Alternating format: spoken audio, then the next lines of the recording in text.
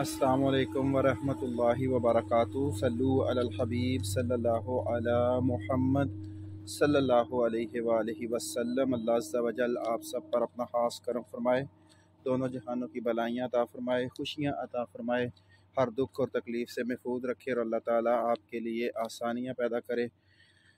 जहाँ कहीं भी आप जा रहे हैं अल्लाह आपको खुश रखे। ये लास्ट वीडियो में इंटरव्यू के ऊपर बात की थी, लेकिन मेरा ख्याल है आप लोगों की दिलचस्पी नहीं है बिल्कुल।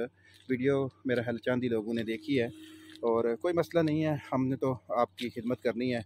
आपको पसंद आए ना आए, आप तवज्जो दें ना दें, इसमें हमारा तो कोई कसूर नहीं है। हमने तो सिर्फ ये है कि खिदमत खलक करनी है। लेकिन लास्ट वीडियो में बहरहाल चंद लोगों ने ही देखी है, आपकी तवज्जो का मरकज़ नहीं बनी। हो सकता है वीडियो में हमारी बात इतनी मजबूत ना हो कि आपको उससे फ़ायदा हुआ हो। देखें, यूनान के इंटरव्यू में मुख्तलिफ़ किस्म के क्वेश्चन पूछे जाते हैं और डेली बेस पे क्वेश्चन चेंज होते हैं, हालात चेंज होते हैं। तो बस आप कोशिश करें, अल्लाह पाक आपके लिए आसानियाँ पैदा फरमाए। आज भी एक बच्चे का जिसका वीज़ा लगा उसने रब्ता किया, अल्हम्दुलिल्लाह सुम्मा अल्हम्दुलिल्लाह। अल्लाह के फ़ज़ल से ही लगते हैं, हर काम अल्लाह के फ़ज़ल से होता है। लेकिन चलें, उसमें कुछ हमारा हिस्सा भी शामिल था, तो अल्लाह पाक ने उनके ऊपर करम किया और उनका वीज़ा लग गया। ये बस अल्लाह के ऊपर यकीन का अमल होता है और अपनी मेहनत होती है, स्ट्रगल होती है अच्छे तरीके से, तो अल्लाह करम फरमा देता है और बंदे का दाना पानी भी होता है, जहाँ लिखा होता है वहाँ बंदा पहुँच जाता है। लास्ट वीडियो में हमने मालिक के नाम और जगह के नाम और इन चीज़ों के ऊपर बात की थी। एक क्वेश्चन जो इस वक्त पूछा जा रहा है, क्योंकि जब हम उनको बताते हैं कि हमने हमारा वीज़ा है मिसाल के तौर पर कि हमने वहाँ जाके सब्ज़ी का काम करना है, तो वो आपसे पूछते हैं कि यूनान में मिसाल के तौर पर आपका वीज़ा है कि टमाटर का काम है, तो वो आपसे पूछेंगे कि हाँ भाई, टमाटर की काश्त वहाँ पे कैसे हो रही है, किस तरह यूनान में टमाटर काश्त किए जाते हैं। तो ये कोशिश करें कि आप जिस बंदे ने आपको वीज़ा भेजा हुआ है उससे मालूमात ले लें। आपका होटल का वीज़ा है तो वो पूछ सकते हैं कि यूनान में होटल में किस तरह का काम होता है, क्या काम होता है, किस तरह की सिचुएशन है। तो आपको थोड़ी बहुत ही अपने काम से रिलेटेड सिचुएशन का पता होना चाहिए, ताकि आपको किसी मुश्किल का सामना ना करना पड़े और आपके लिए जो है परेशानी का सबब ना बने। एक ये बात भी ज़हन में रखिए। दूसरा वो ये कहते हैं कि अगर आपका मालिक आपको सैलरी नहीं देता तो आप क्या करेंगे।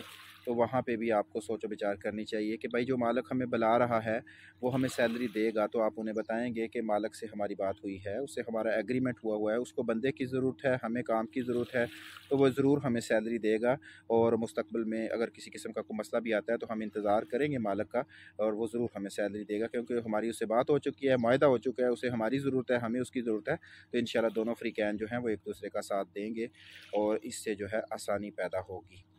और इसी तरह आगे जो सवाल पूछे जा रहे हैं उनमें से एक सवाल ये भी वो बाज़ दफ़ा पूछ लेते हैं कि भाई, आप वहाँ जाके, आप क्योंकि मुसलमान हैं तो मुसलमान है, ज़ाहिर बात है नमाज़ पढ़नी है। वो अलहदा बात है कि हमारे मुसलमानों में अब नमाज़ तो है, तकरीबन चंद लोग ही पढ़ते हैं। आप खुद अगर इस बात पे इत्तेफाक ना करें तो ज़रा अपने, जब अज़ान का टाइम होता है तो अपने कमरे की छत के ऊपर खड़े होकर देखें ज़रा कि मस्जिद में नमाज़ पढ़ने वाले कितने हैं और जो है वो खेल कूद में मसरूफ़ कितने हैं, और आप क्या हैं, ये भी देख लीजिएगा, मुआहदा कर लीजिएगा ना, उसको वो क्या कहते हैं, तजर्बा कर लीजिएगा कि क्या आप भी उन्हीं में ही हैं या नमाज़ पढ़ने वालों में या दूसरों में हैं। तो अगर दूसरों में हैं तो फिर ज़रूर सोचो विचार कीजिएगा। जिस रब ने आपको ज़िंदगी दी, जिसने आपको हाथ पाँव दिए, आप उसके लिए 4-5 वक्त की नमाज़ भी नहीं पढ़ सकते, तो फिर क्या करना है, इस ज़िंदगी का कोई फ़ायदा नहीं है। कोशिश करें और इसके ऊपर भी मेहनत करें। तो उसमें यह है कि आप उन्हें बता सकते हैं कि जिन दोस्तों ने या जिसने भी वीज़ा भेजा है हमारे मालिक के पास, वहाँ पहले ही मुसलमान काम करते हैं और उसमें हमारे साथी भी हैं, पाकिस्तानी भी हैं, तो मालिक ने उनके लिए नमाज के लिए जगह उन्होंने मुकर्रर की हुई है, तो वहाँ वो नमाज़ पढ़ेंगे और मैं भी वहाँ जाके पढ़ लूँगा। इस किस्म का, किसी किस्म का इस तरह का कोई प्रॉब्लम सामने नहीं आएगा। और इसी तरह आगे वो सवाल होता है कि भाई, आप वहाँ यूनान जा रहे हैं और आप अपने मालिक के साथ किस तरह बात करेंगे, आपको तो ज़बान नहीं आती। तो वहाँ पे भी आपने जो है अच्छी हिकमत अमली का मुज़ाहरा करते हुए उन्हें कहना है कि भाई, मेरे कज़न, मेरे अंकल, मेरे मामू चाचू, जिसने भी आपका वीज़ा भेजा है, चाहे वो आपके वालिद हैं, वो 20-25 साल से या 15-20 साल से वहाँ रह रहे हैं और उनको ज़बान बिल्कुल ठीक आती है, तो वो हमारे क्योंकि उसी के पास काम करते हैं मालिक के पास, तो वो हमारे दरमियान में वो हमारी मदद करेंगे और इस तरह हम मालिक से बात करेंगे और आहिस्ता आहिस्ता मैं भी यूनान की ज़बान सीख के तो अच्छे तरीके से जो है वहाँ जो है उससे बात करके आहिस्ता आहिस्ता ज़बान सीख लूँगा और मेरा ये मसला भी हल हो जाएगा। मेरा ख्याल है आज के लिए इतना ही काफ़ी है। बाकी जो सवालात होंगे उनकी नेक्स्ट वीडियो में आपको मज़ीद बता देंगे, क्योंकि आप लोगों ने तो देखनी नहीं है वीडियो, आप लोगों को तो फ़ायदा नहीं होता। किसी ने एक कमेंट भी ऐसा नहीं आया कि हमने लास्ट वीडियो में कहा था कि अगर आपके जहन में कोई क्वेश्चन आता है तो आप ज़रूर पूछ लें, या वो अफराद जो इंटरव्यू करके चले गए हैं। देखें, इंसान को दूसरों के लिए आसानियाँ पैदा करनी चाहिए। जो अफराद का इंटरव्यू हो चुका है, अगर वो कमेंट बॉक्स में सवाल लिखते हैं तो इससे वो बेचारे जिनका होना है उनके लिए आसानियाँ पैदा हो जाती हैं, मदद हो जाती है एक मुसलमान की। तो जो मोमन की मदद करता है ना, तो उसकी मदद अल्लाह पाक फरमाता है, और जो मोमन के लिए आसानियाँ पैदा करता है अल्लाह पाक उसके लिए आसानियाँ पैदा फरमा देता है। तो ज़रूर कोशिश किया करें। कोई मिनट, 1 मिनट लगता है मेरा ख्याल है, ये 2 मिनट लग जाएंगे आपको कमेंट करने में, तो क्या फ़र्क पड़ेगा। किसी का भला हो जाएगा और किसी इंसान एक का भी भला हो गया तो आपके लिए भी फ़ायदा है, सबके लिए फ़ायदा है। तो इस मामले को भी थोड़ा सा देखें, और मज़ीद जो क्वेश्चन आपके ज़हन में भी आते हैं वो भी आप हमें आगाह करें, और हम भी इंशाल्लाह रोज़ाना की बेस पे जो है वो एम्बेसी में जो लोग जाते हैं उनसे राब्ते में हैं। आज भी वीज़े लगे हैं, रिजेक्ट भी हुए हैं। जिस भाई का रिजेक्ट हुआ है उनका 5 नंबर लग के रिजेक्ट हुआ है। तो ये सारी चीज़ें साथ साथ हैं। तो इसलिए कोशिश करें, आप भी दूसरों का भला करने की कोशिश करें ताकि दूसरों के लिए आसानियाँ पैदा हो जाएँ।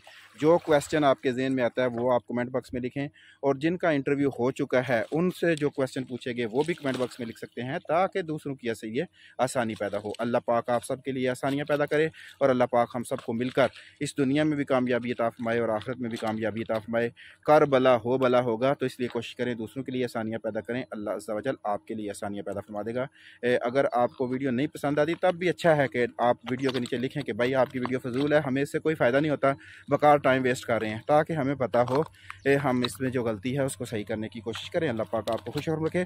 और अगर आपको पसंद आ जाती है तो फिर भी आगाह करें, कोई फ़र्क नहीं पड़ता। जब हम आपके लिए 7-8 मिनट टाइम निकालते हैं तो आप हमारे लिए 1 सेकंड टाइम नहीं निकाल सकते, छोटी सी कमेंट नहीं कर सकते, आगाह नहीं कर सकते। तो इसलिए जो भी क्वेश्चन आपके ज़हन में आए वो कमेंट बॉक्स में लिखें, और जो वो अफराद जिनका इंटरव्यू हो चुका है और किसी वजह से वो कामयाब हुए हैं या नहीं हुए, तो वो भी अपने सवालों जवाब नीचे लिखें ताकि दूसरों का भला हो। अल्लाह पाक आप सबको खुश रखे।